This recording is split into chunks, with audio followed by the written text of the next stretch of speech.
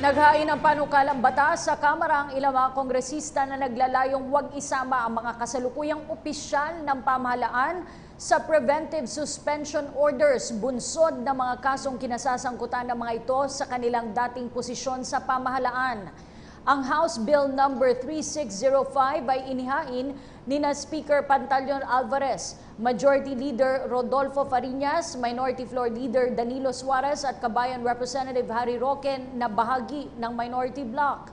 Suportado naman ito ng mahigit 50 iba pang mambabatas. Isinumite ang naturang panukalang batas matapos suspindihin ng Sandigan Bayan sina Pangasinan 5th District Representative Amado Espino Jr. dahil sa umano'y pagkakasangkot nito sa illegal black sand mining at si Camarines Sur 2nd District Representative Luis Raymond Villafuerte dahil naman sa kinakaharap na kasong graft kaugnay ng umano'y maanumalyang payment transaction sa isang pribadong kumpanya na hindi dumaan sa tamang proseso ng bidding. Kapwa ay sinampa ang mga kaso noong gobernador pa lamang ang dalawang opisyal. Ako po si Cathy San Gabriel. Subscribe na sa PTV YouTube channel.